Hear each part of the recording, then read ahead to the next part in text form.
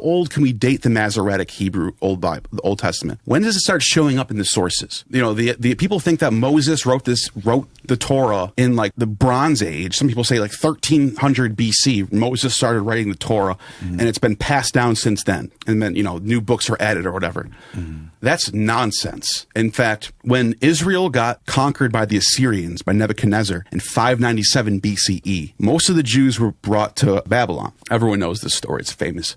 The fall of the first temple. What we found out later is that a lot of Jews went back into Egypt, and it was like an exodus backwards. And they settled in this city called Elephantine. So Elephantine is a city of an ancient Jewish city in Egypt that dates, we have texts from that period from archaeology. We dug up papyri, thousands of papyri. So we know what they believed in. We know what their ideas were. There is no Moses. There is no Noah. There's no David. There's no mention of Abraham, nothing. And they're worshiping multiple gods. So wait a minute. If the Torah already existed before Nebuchadnezzar in 597 BCE, wouldn't these Jews in Elephantine have Moses and Abraham and Noah in these texts? They have zero.